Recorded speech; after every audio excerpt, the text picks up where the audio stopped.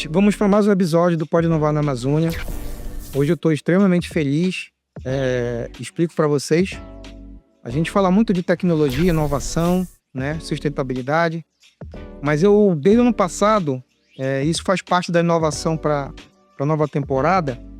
Eu quis acrescentar a parte de uma quebrada nisso daí, né? Dentro da inovação, trabalhar a cultura, né? Música, culinária, teatro, parte artística de uma forma geral, pessoas que se diferenciem no trabalho que elas desenvolvem. E é com muito prazer, né? Eu queria dar boas-vindas por Kleber Ferreira. Seja muito bem-vindo, Kleber. Eu que agradeço. Esperamos fazer uma entrevista bem leve para vocês, diferente. E ao mesmo tempo com muita informação, com muita objetividade, para que a gente, de forma muito educativa e ao mesmo tempo informal, atraia a atenção de vocês, né? E que deixemos alguma herança positiva, né, do bate-papo que a gente vai ter. Kleber, bem-vindo, né? Nesse primeiro momento do nosso podcast, a gente fala muito quer te conhecer, quer saber quem é o Kleber, como é que a trajetória do Kleber até essa entrevista. Primeiro eu quero agradecer, é uma honra estar aqui no Pode Inovar na Amazônia. A honra é nossa. Dizer inovação pra gente é muito grande, é muito feliz. Obrigado, Afonso, obrigado a toda a equipe que nos convidou. Eu sou Kleber Ferreira, eu sou ator, professor e produtor cultural. E hoje estou como presidente da Federação de Teatro do Amazonas, a FETAM. Legal. Que é uma entidade que surge desde 1999 e que representa os trabalhadores da cultura no segmento do teatro. Então, assim, eu fico muito feliz de estar aqui presente. Espero poder trazer um pouquinho dessa nossa trajetória, desse nosso trabalho na federação. Sou pedagogo também, minha primeira formação inclusive é na área de educação. Legal. Então sempre estive muito envolvido e a gente sempre procura trazer essa questão, fazer essa situação da cultura e educação, de trazer essa perspectiva, de dialogar muito. E o Festival de Teatro da Amazônia acaba sendo um grande vetor para que a gente possa trabalhar bem essas ações com os trabalhadores da cultura para a sociedade, particularmente de Manaus, mas também todo o Amazonas, que é o grande desafio nosso de poder chegar nos 62 municípios e dialogar com o povo da nossa Amazônia, o quanto é tão difícil essa questão das logísticas e do desenvolvimento da cultura no nosso estado. A gente tem um estado com dimensão continental, né, Kleber? E aí nós temos enchente, vazante, enfim. E Kleber, vamos começar pelo trabalho do FETAM. Gente, o trabalho que ele desenvolve é um trabalho sensacional. A gente estava conversando em off aqui. Eu particularmente me interessei em ajudar e no final da entrevista a gente vai colocar os links de acesso aí. Gostaria que vários amigos empresários realmente que pudessem apoiar essa causa, o trabalho, porque é muito, muito sério. E ele vai falar um pouco sobre. Vamos começar sobre o FETAM. Kleber, como é que surgiu o FETAM e como é que é o trabalho que vocês desenvolvem lá? A federação, ela vem do movimento social, né? Ela é uma entidade, é uma associação sem fins lucrativos, de uma entidade representativa, que começa, ela tem um histórico na década de 70, basicamente 78, quando surge a primeira federação de teatro, que era a Federação de Teatro Amador, com o ator Stanley Weib, era o presidente, e vai discutindo ali naquele período da década de 80 essas organizações de representação artísticas. E vai surgindo outras. Aí nós tivemos a Federação de Teatro Amador, tivemos a Federação Amazonense de Teatro Amador, que era a FATA, a FITAM, que era a Federação Independente de Teatro, até chegar a FETAM, que é a Federação de Teatro do Amazonas, que começa em 92, mas vai se legalizar em 99. Perfeito. Então são 26 anos de entidade, é a que mais tempo se perdurou, né? Assim, mesmo as outras que surgem num período, inclusive, que surgiram muitas associações, que foi um pouquinho antes da Constituição de 88, né? Que era o instrumento legal de organização de categorias, mas a FETEC mais continua, né? Então a gente A gente acredita e sempre diz que nós somos frutos desse movimento anterior, com FI, com FATA, com FITAM, mas a FETAM hoje ela se solidifica como uma entidade representativa há 26 anos.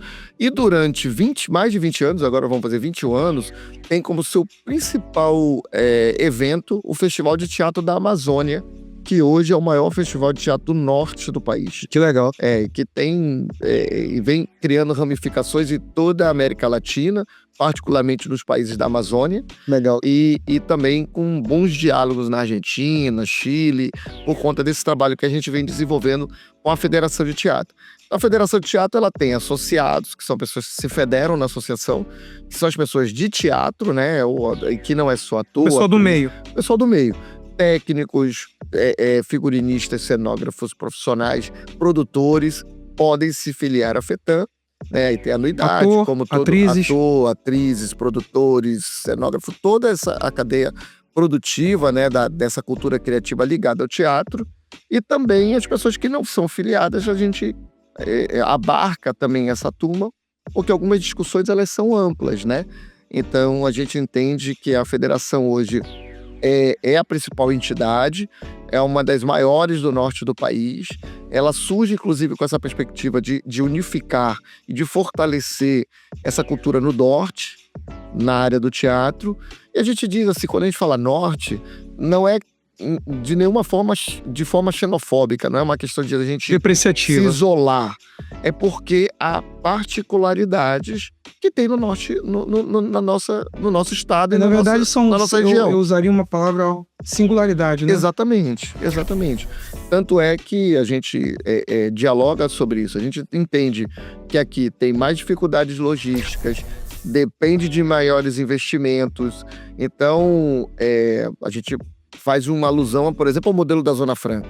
Obviamente, se não tiver o determinado incentivo, as empresas não estariam aqui se você pode ter mais barato um lugar que tenha mais logística e mais mobilidade, né, fora da região. Mesma coisa acontece com a cultura. Se nós não entendermos que esse fator econômico é um fator que também influencia na cultura... Sim, sem dúvida. Né, a gente acaba não realizando. Então, quando a gente surge a FETAM e o festival, ele tem essa perspectiva. Tanto é que o Estado, por exemplo, a Secretaria de Cultura e Economia Criativa do Estado, tem a CTP, que é a Central Técnica de Produção. E essa Central Técnica de Produção se fortalece com os projetos que acabam sendo da Secretaria e a gente acaba se valendo dessas estruturas. Uhum. Porque o que ela faz? Ela é o Projac do Amazonas, né? É onde constrói cenário, estrutura. Dá pra você ter uma ideia, pra gente trazer um espetáculo nacional, muitas das vezes a gente constrói o cenário todo aqui. E nós somos um dos poucos centros, somos dos poucos centros que tem expertise para fazer isso. São poucos que fazem isso. Que diz assim, o artista, por exemplo, você trazer um artista nacional, ele diz, mas vamos construir, esse cenário vai como? Para chegar aqui tem que ir para Belém de carro, de 12 dias e mais 8 de balsa até Manaus. Então aqui são 20 dias de logística. Nenhum artista tem como ficar parado. Obviamente ele está fazendo temporada em algum lugar, ele está participando em algum estado, né?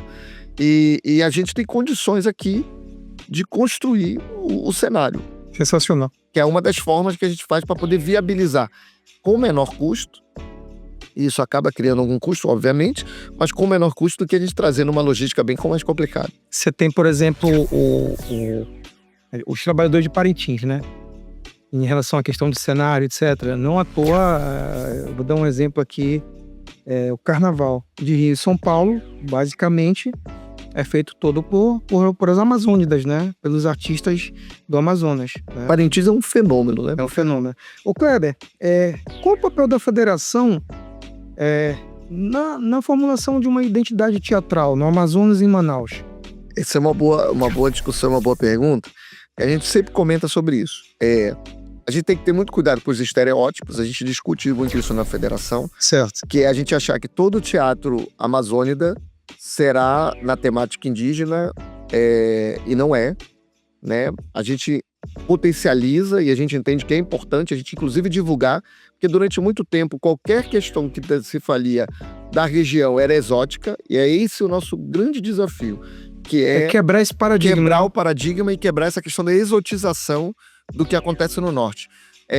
Nós temos grandes trabalhos realizados de dramaturgos como Márcio Souza. Filmes, né? Filmes a nível nacional hoje, já. Exatamente. Atores e atrizes e espetáculos que vêm ganhando espaço e não necessariamente são da temática que costuma ser vendido para a grande indústria, né? Que durante muito tempo, inclusive, isso foi vendido de forma muito exótica.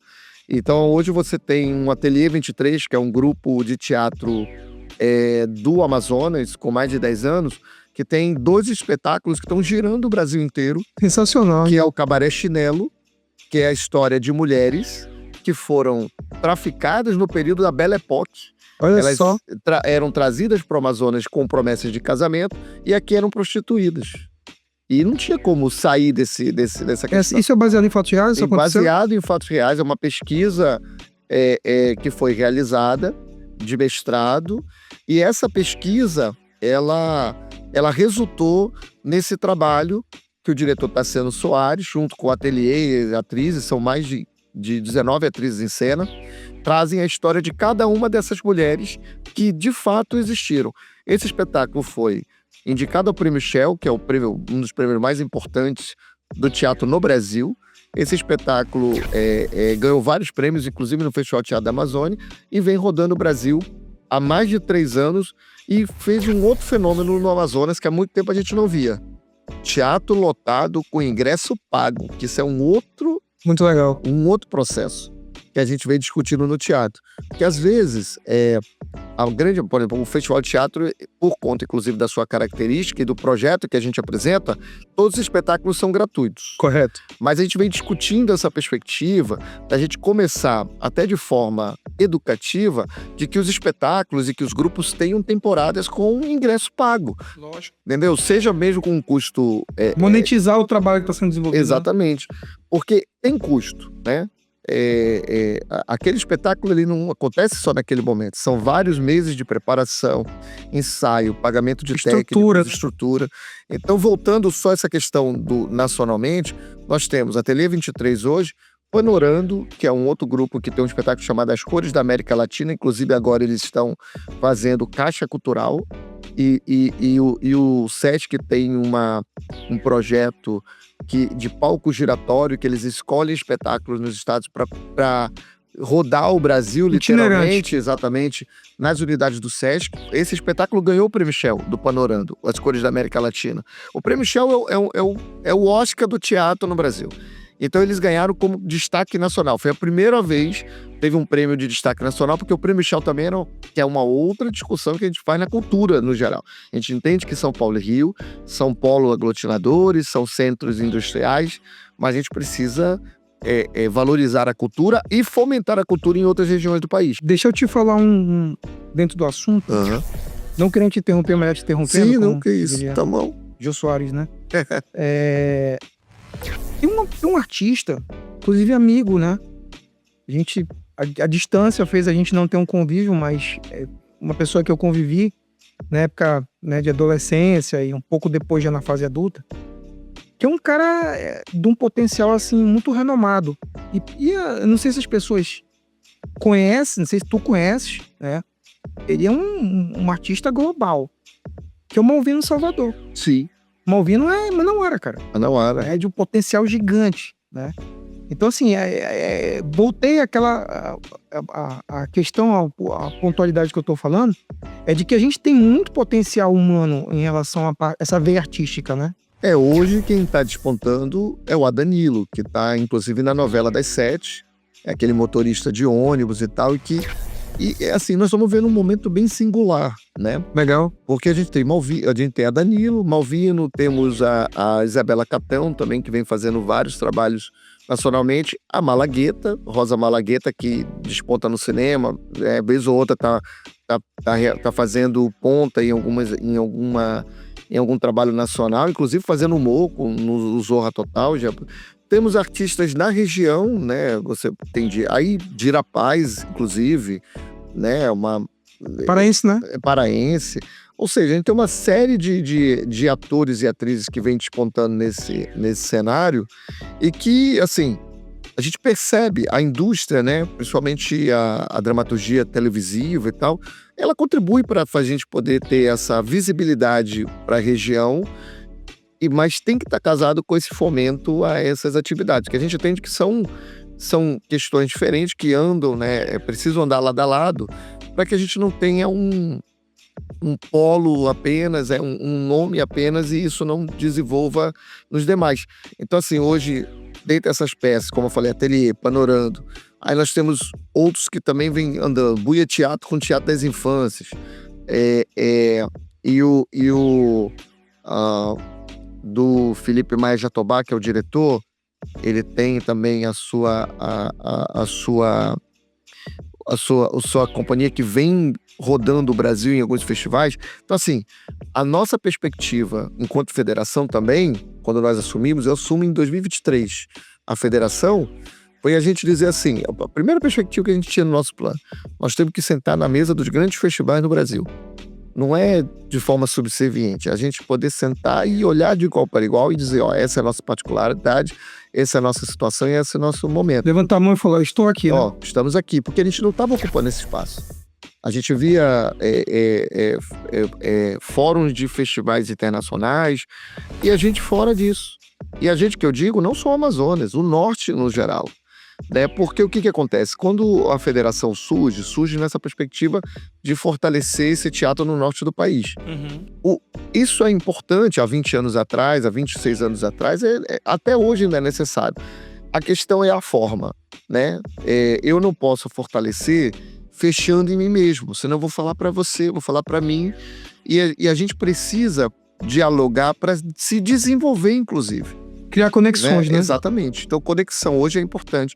Às vezes a gente vê artistas de outros estados, Rondônia, Roraima, e a gente assiste os espetáculos com muita qualidade e alguns espetáculos que têm debilidades que a gente sabe que são por conta do isolamento. E aí a gente vem, acho que essa é a nossa importância, de quebrar o isolamento que a gente está vivendo. E como eu ia dizendo, a gente está vivendo um momento ímpar dessa situação. De crescimento, né? E os olhares são todos voltados para cá, da gente quebrar o exotismo e entender que nós somos um polo econômico importante também, que tem condições de dialogar e que tem muita particularidade, muita singularidade para desenvolver e para dialogar para os demais estados. Tem um potencial na veia artística, né? Muito. Eu ia te perguntar, você tá falando da parte de monetizar, cara, como que é o apoio para vocês, tanto de entidade pública como privada? A gente sabe que o Brasil, de uma forma geral, infelizmente, tem uma memória curta e não valoriza. O que aconteceu agora com Ainda Estou Aqui, né, da Fernanda, foi uma comoção. Só que eu imagino que, para chegar nesse nível, as pessoas, como você falou, é todo um desenvolvimento. Como é que está o apoio às atividades que são desenvolvidas dentro do contexto amazônico? Eu acredito que isso, a gente tem algumas trajetórias também, né? Tem fluxos e refluxos durante a história, mas eu acho que a gente vem vencendo algumas situações. Eu acho que o primeiro ponto, eu acho que é importante, até a gente estar aqui no podcast e dizer sobre isso, todos aqueles que estão nos assistindo e que estão contribuindo com esse debate, entender que cultura é economia e indústria criativa. Porque gera renda, gera receita, né? E muita, né? Vamos usar um exemplo agora há pouco, que o Rio de Janeiro vem fazendo nos 2 últimos anos. Então, aqui com shows de nomes de grande repercussão internacional, que você gasta 92 milhões e gera 600 milhões na economia do Estado. Lady Gaga, por exemplo, agora. Exatamente, estou usando esse exemplo. Você gastou 92 milhões para gerar 600 milhões. Isso é um investimento. Com certeza. Isso é um investimento. E aí, porque as pessoas não, no geral... E um detalhe, o retorno é muito rápido, né? Exato. É instantâneo, né? Veia, instantâneo. Né? E no senso... Vendedor de água. Vendedor de água, restaurante, hotel, passagem aérea, hospedagem, movimentação, transporte, tudo. E isso retorna, inclusive, para o Estado por meio de tributos. Então, a população no geral, o senso comum não entende isso dessa forma. Ele vê, e tudo bem, a gente precisa demover essa ideia. Ele vê o teatro, o show, a música. Cultura, né? Ele olha aquilo como... Não é como essencial, ele usa aquilo ali como fosse uma coisa extra, né? Extra, E tudo bem, ele pode até ter esse sentimento, mas quando ele entende que ele está movimentando a cadeia produtiva, isso mudaria bastante a concepção das pessoas e entender que não é um gasto.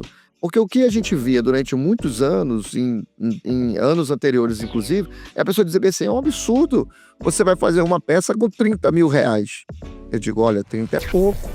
Se você entender que você vai pagar figurinista, que você vai pagar os atores e tal, se você usar...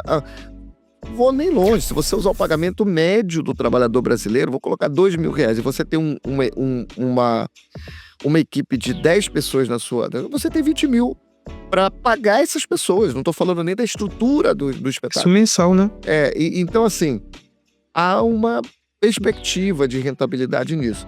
Então, tendo essa situação, a gente teve alguns avanços e obviamente a gente ainda é muito incipiente, mas tem alguns avanços em várias esferas. A Lei Rouanet, Kleber, ela realmente ajuda? Muito. Ajuda?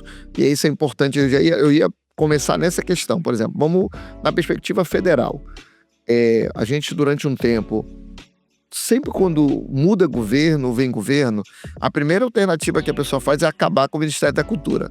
Aí o Ministério da Cultura vai rebaixado, vira secretaria, vira essas questões e tal. A gente pensou assim, precisamos... o Ministério da Cultura retornar foi importante, porque isso discute políticas estruturantes. Então, agora mesmo, 30 de abril, é muito pertinente a gente estar discutindo sobre cultura, porque agora, nós estamos falando de coisas que aconteceram ontem, né? 30 de abril, o Congresso e o Senado aprovam a Política Nacional Aldir Blanc como permanente. O que seria isso? É uma lei que injeta 3 bilhões ano na cultura. Aí, como isso vai ser feito, é uma descentralização de recursos. Vai para estados e municípios que reúnem com seus pares e discutem como vai ser utilizado esse dinheiro. No geral, ele está vindo por uma política de editais, que tem prós e contras. Não existe unanimidade na situação também. O que eu percebo, uma visão assim muito de gestão, é que não é você banir o investimento, é como esse investimento vai ser administrado. Mas ainda é culpa da cultura, né? E um adendo que eu ia falar é da importância. Eu tenho uma filhinha de 1 ano e 8 meses. Então, quando você coloca um filho teu que tu vê que tem um viés ali artístico para fazer uma aulinha de teatro, você tira de um monte de coisa ruim que pode atravessar lá na frente. Então, eu acho que a cultura está atrelada diretamente à educação. Exatamente. E, quiçá, o dia que, independentemente de viés político, as pessoas que estejam nos locais para administrar esse recurso dê o valor devido. Porque, olha, a gente entrando nessa questão da educação, a minha primeira formação, como eu falei, sou pedagogo, também trabalho desde os 14 anos. Você conseguiu juntar as duas coisas? Sim, eu vim do IEA, do Instituto de Educação, quando ainda era magistério, e sempre tive esse pé na educação e na cultura. Agora, por isso que é importante legislações, que, por exemplo, a educação tem uma legislação muito específica, e mesmo assim a gente tem algumas dificuldades de atendimento. Mas, por exemplo, a educação, a gente costuma dizer que ela é direito público subjetivo. O que é? Ela tem que acontecer. O governante é obrigado a dar educação pela lei dos 4 aos 17 anos, que é esse período que vai do primeiro período até o ensino médio. A formação do ser, né? Então, essa educação tem que acontecer. Uma vez para a cultura, nós vamos precisar da mesma coisa. Por isso que eu trazia essa questão da lei de forma permanente, porque já é um instrumento. Você diz assim, há uma legislação, e essa legislação precisa ser respeitada e ele tem um recurso estabelecido. É a salvação? Não é. Nada é salvação. É um implemento, uma construção. Né? É uma construção. Tanto é que há várias formas há vários instrumentos de financiamento da cultura. Como a gente estava falando da Rouanet. Rouanet é uma delas. Então, por exemplo, quando vem para o governo, que o governo faz editais, tem prós e contras, mas ajuda. Pode ser convênio direto, ajuda também. Aí você diz, mas aí se a gente for colocar prós e contras, depende muito do viés do projeto cultural, das pessoas que vão estar envolvidas.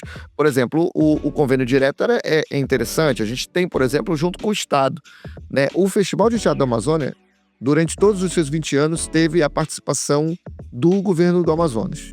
Festival do Teatro. Cara, eu queria saber quando surgiu a ideia, como que é administrado, os desafios. Disserte um pouco aí, o microfone é seu. Fala aí sobre o Festival do Teatro do Amazonas.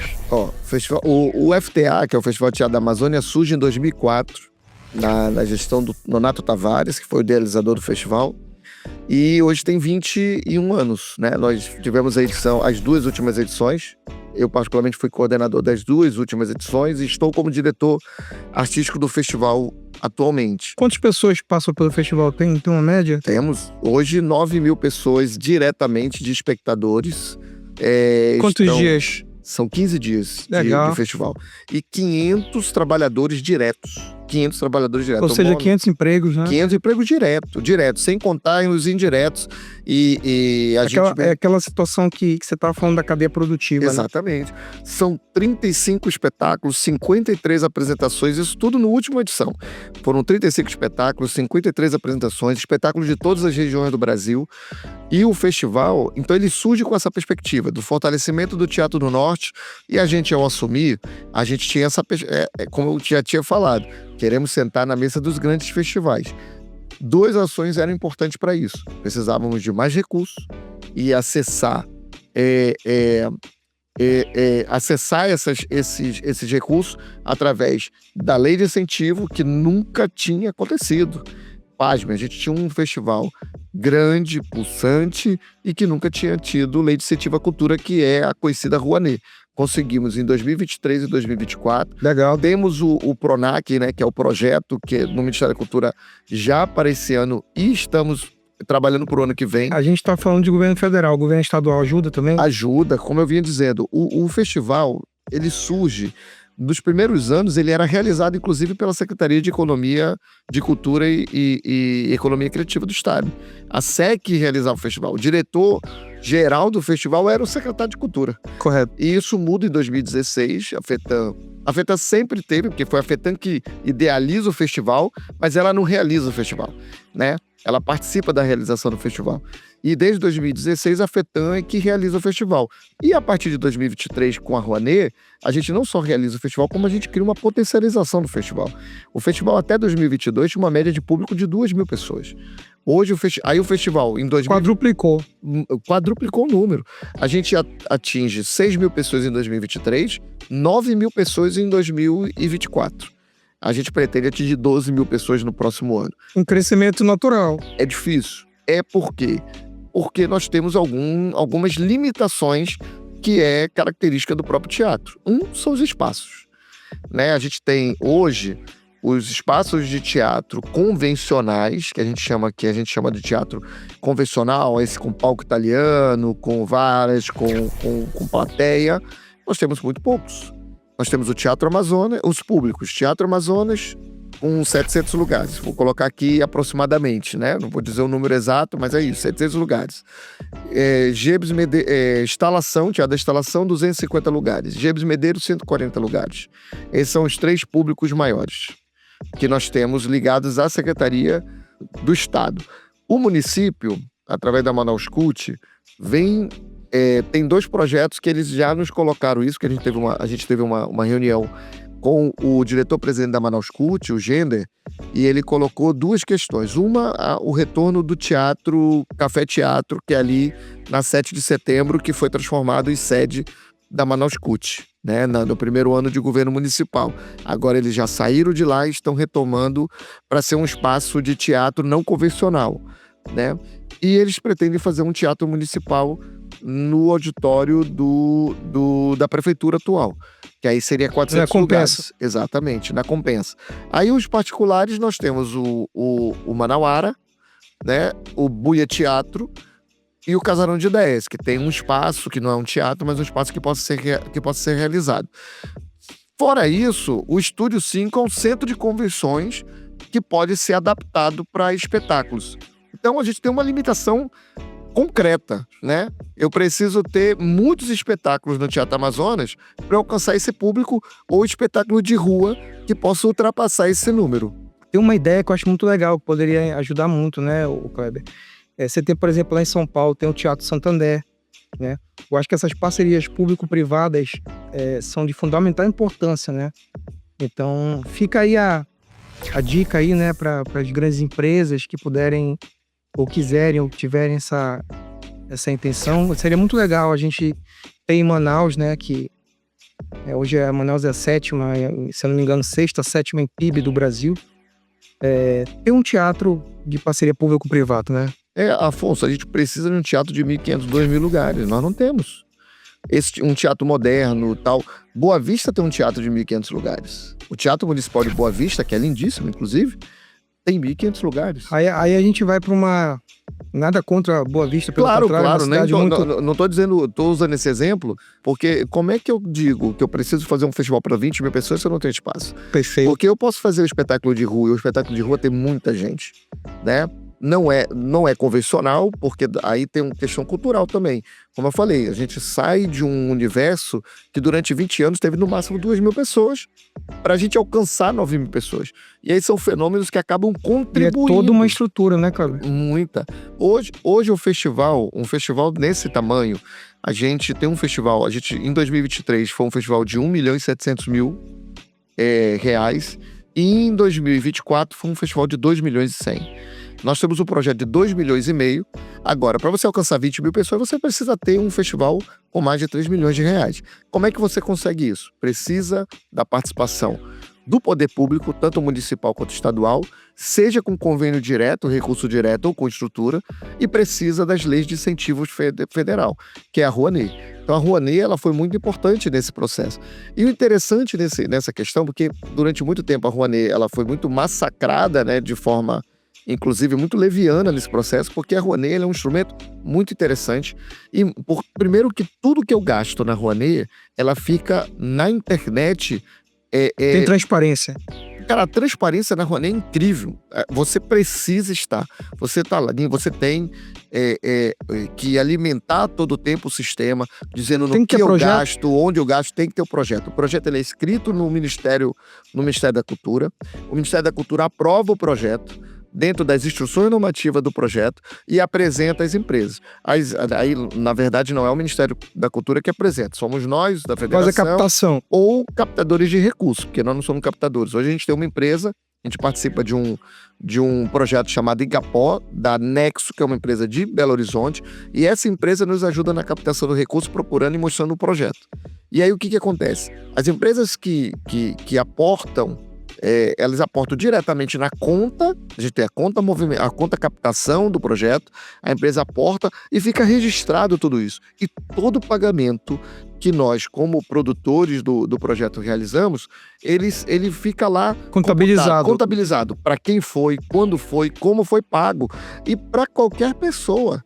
Se você hoje aqui estiver no podcast, você colocar lá, Salic Compara, você pegar o número do PRONAC, eu colocar o nome, Festival de Teatro da Amazônia, você tem acesso aos nossos gastos. Não tem mais transparência do que isso. Então é por isso, assim, as pessoas dizem, é uma mamata, a Rouanet. A Rouanet é um dos instrumentos mais importantes e interessantes. É bom para o empresariado, porque é um imposto que ele... Deduzido. Vai ser deduzido do seu imposto, que iria para o governo, e tudo bem, o governo teria outras prioridades, mas isso é importante para nós da cultura. Ele gera valor porque ele agrega marca a um projeto, e obviamente aqui é importante destacar, não são todos os projetos que vão ter Rouanet, e tudo bem, como eu falei, aqui são várias formas de fomento, né? Eu posso ter um espetáculo que eu digo, olha, esse espetáculo aqui, eu não vou ter captação com Rouanet, eu consigo com o governo. Se eu não consigo com o governo, eu consigo com o patrocínio direto, com o empresário. Então, todas as formas de fomento, elas são importantes. A Rouanet é uma das mais interessantes, porque a transparência na Rouanet, ela é diferenciada de todas as outras formas de fomento. E ela foi fundamental para o crescimento do festival. O festival sai de 15 espetáculos para 35 espetáculos. Caramba! É muita coisa. E hoje a gente paga de cachê para o trabalhador no Amazonas 25 mil por apresentação. Isso ninguém no Brasil paga. Ninguém. Nós hoje pagamos o melhor cachê de festivais, de todos os festivais no Brasil. Eu tenho uma pergunta que eu coloquei aqui no nosso roteiro, na nossa pauta, né? Que eu ia te fazer e já tá dentro do tema. A diferença do nosso festival para os demais. Essa daí é uma. O nosso festival É o mais hoje, bem pago. o mais bem pago. E ele não tira nada. A gente fez várias ações.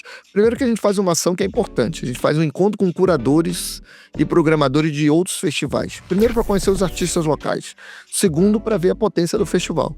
Que é isso. É um network. Com As certeza. pessoas vêm para cá. Então hoje eu tenho assim... E assim, é uma ação da FETAM como gestão que a gente não faz sozinho, mas precisa ter a vontade política e a decisão política de fazer. Nós sentamos na cadeira na presidência e a gente tem uma direção hoje da FETAM que diz que a gente precisa fazer do festival essa potência. O que a gente precisa fazer? Temos que trazer os programadores para cá. Isso no início nem foi muito bem entendido. Tem artista na que verdade, fica... isso é profissionalizado. Exato, exatamente. Esse é o Sair do tema. amadorismo, sair da bolha e do profissionalizar. festival. Temos ainda coisa a fazer? Temos, claro. Nós temos situações ainda que nós precisamos melhorar.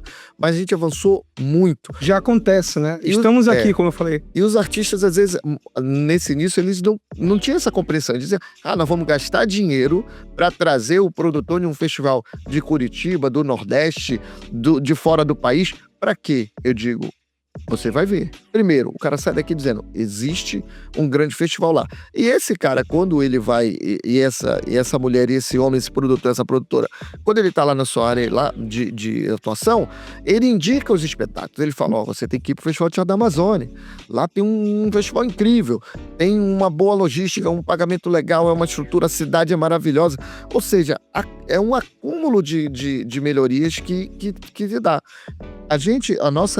Assim, aí são várias medidas. Melhoria na rede social nossa. A gente sai, quando eu assumi a gestão, tinha 1.800 seguidores no Instagram da FETAM. Hoje tem quase 9.000, 8.400, salvo engano, de seguidores. Então são todos os números, e a gente vem apresentando isso, você vai ver, todos Muito os legal. números são para cima. São para E cima. orgânico, né? E orgânicos. A visualização das nossas redes sociais ultrapassa 1 milhão no período do festival, e não é só do Brasil, é do mundo. Tem gente em Portugal, tem gente na Europa, tem gente na Ásia, tem gente nos Estados Unidos que segue o Instagram Muito bom. e vem para o Amazonas nesse período do festival. Precisamos fortalecer essa questão do turismo. A gente ainda não tem uma ação sistemática, porque ainda ela está vindo de forma muito espontânea. É preciso ter uma ação sistemática, assim, pensada. Qual é a ação que a gente tem que fazer para trazer turista com conta da calendarização do festival, que é um outro ponto importante. Na gestão empresarial, Kleber, eu costumo falar o seguinte, existe investimento e existe custo. Então, a gente que você está falando é investimento. Quando os artistas foram contrários da profissionalização, sem investimento, você vai trazer volta. Você tem uma volta, né? Exatamente. É diferente do custo, que não te traz nada de volta. É, porque esse produtor de um festival, quando ele recebe o vídeo de um artista do Amazonas, ele já conhece o trabalho. E convenhamos, assistir o trabalho ao vivo não é a mesma coisa que assistir no vídeo. Porque hoje a maior forma de seleção é por vídeo. E tudo bem, né? Mas a potência do espetáculo ao vivo é outro. E esse produtor que já assistiu esse espetáculo, quando ele recebe, fala, eu conheço esse grupo, eu conheço esse espetáculo. Isso aumenta as chances da gente ter espetáculos em festivais. Muito Tanto legal. Que agora vai ter, agora em maio, o Festival de Teatro em Joinville, o Festejo, com 2 espetáculos do Amazonas na programação. E é muito forte o festival de lá, né? É interessantíssimo. Então, assim, nós estamos rodando, nós estamos do norte ao sul do país, rodando isso. E na última edição, nós tivemos espetáculo de todos os lugares do Brasil, porque o festival, ele se organiza por mostras. 80% de todo o recurso arrecadado e gasto é no estado do Amazonas. Inclusive, nós tomamos uma decisão, que é uma decisão até polêmica, do ponto de vista econômico. A gente tomou a decisão de gastar no Amazonas, inclusive, tudo que a gente fez. Isso encarece o festival. Porque, por exemplo, infelizmente ou felizmente, é uma coisa a discutir. Essas ecobags, essas bolsas ecológicas e tal, no Amazonas não sai por menos de R$20. Eu conseguiria em outros estados por R$7. Só que a gente tomou a decisão de dizer, nós vamos ter que gastar 3 vezes mais, mas nós vamos gerar o recurso e vamos gerar emprego no estado. Sensacional. Entendeu? É uma decisão política. Valorização da terra. Entendeu? Talvez um dia a gente diga assim, ó, eu não tenho dinheiro hoje para fazer mais isso. Eu vou ter que dar um recuo. E é isso, são de fluxos e avanços. A gente só não pode perder o projeto e a perspectiva do projeto de fortalecimento do teatro e da economia no estado. Né? E de teatro como economia criativa, como indústria criativa, como algo que gera recurso. Queria te fazer uma pergunta, Kleber, que eu acho que é bem significativa. Como é ser artista no Amazonas? Qual é a realidade do artista no Amazonas? Mais difícil. É mais difícil, por tudo isso que nós estamos falando. É mais difícil porque nós não estamos nos grandes polos industriais. Então a gente inicia com vontade de fazer. E a gente tem que derrubar a barreira da falta de logística, da exotização, de achar que quem está aqui faz um teatro exótico. Então todas essas barreiras a gente precisa derrubar para ser reconhecido como um produtor relevante, como um ator, uma atriz relevante, como um diretor relevante. É possível, mas é mais difícil. A gente tem que ter muito claro isso. Senão a gente acaba achando iguais, achando que todo mundo é igual, e a gente sabe que é desigual. Então a gente precisa entender, por isso que eu sempre acho que é importante a gente entender essa questão como maneiras compensatória. Nós não podemos tratar todo mundo de maneira igual. Tem que ser equânime, tem que ter equidade. A gente tem que entender que a gente precisa, que existe um fator amazônico para eu fazer uma peça em Tabatinga, para eu fazer uma peça em Parintins, diferente do cara que está no Rio de Janeiro, que vai fazer em Cabo Frio, que vai fazer em Paraty. Ele tem outra logística. Então, ser artista no Amazonas é entender que nós temos um fator amazônico importante nisso. Uma outra questão que a gente vem vencendo é a questão da formação. Né, o teatro hoje tem um curso superior de teatro, que antigamente os artistas se formavam a partir da sua prática, dos grupos que se juntavam, um viajava para o Rio de Janeiro, ou fazia sua formação em Nova York, ou na Europa, ou em São Paulo, e voltava para Manaus para tentar formar outros artistas. Hoje nós temos uma outra cadeia, nós temos um curso de formação, nós temos escolas particulares de teatro, nós temos um curso técnico de teatro no estado e nós temos os grupos que estão viajando, porque tudo isso, essas viagens, elas são também processos educativos, né? Então os grupos viajam para fazer relações, para poder aprender, para poder assistir outros espetáculos, para poder conversar com outros diretores. Então, ser artista no Amazonas hoje é possível viver das artes, desde que também a gente entenda que é uma cadeia produtiva. Porque o cara diz assim, eu sou ator. Que tem a valorização, eu só né? vou atuar? Possivelmente não. Isso em nenhum lugar no mundo hoje. O cara é ator, é produtor. Eu vinha para cá, li uma matéria sobre Ben Affleck, que é um ator hollywoodiano. Ele criou uma indústria que toda a cadeia produtiva participa junto. Ele tem uma produtora hoje, ele é ator, diretor, roteirista, ou seja, cada vez mais a gente tem artistas que são multifacetados, né? Que precisam ser, inclusive, né? Eu estava conversando com o Kleber, em off, sobre o Stallone, né? O Stallone, ele teve uma paralisia facial quando criança, e ele foi ator, produtor e diretor. Então, resume mais ou menos isso aí, né? Exatamente. Isso nós estamos falando de atores, a gente está usando esses dois nomes porque é mais fácil das pessoas terem assistido um espetáculo sobre eles. Mas tem atores, atrizes, artistas, como Benjamin de Oliveira, que foi o primeiro palhaço negro, que era multifacetado. Lima Penante, que é um dramaturgo que vem sendo estudado. Então, assim, tem atores que estão ainda no limbo da história por falta do reconhecimento da cultura, que vem surgindo agora com trabalho de pesquisas em mestrado e doutorado de artistas que hoje estão fazendo. Nós ainda, por exemplo, nós temos mestrado no Amazonas, doutorado ainda não temos. A galera está indo para fora para fazer doutorado, e isso é bom por um lado, mas vão voltar com uma missão e objetivo de ter um doutorado dentro do Amazonas, para a gente discutir, pensar os currículos, pensar as artes a partir da nossa particularidade, da nossa singularidade, como você colocou. Então hoje é possível ser artista, é possível viver das artes, entendendo as múltiplas facetas dela. Eu mesmo sou ator, produtor e professor, né? 3 em 1.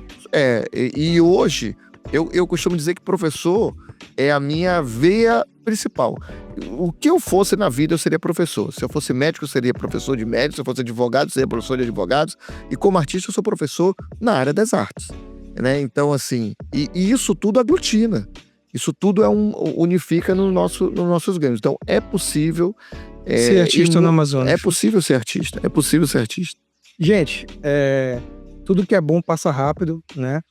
Eu queria agradecer imensamente a tua presença. Eu realmente gostei muito desse bate-papo. Como eu falei no início, para mim é desafiador, porque a gente falar de cultura não é o meu comum. Mas estou muito satisfeito, gostei muito. Você é uma pessoa bem inteligente, bem comunicativa, bem autoastral. Conhece muito daquilo que fala, né? Espero que vocês tenham gostado.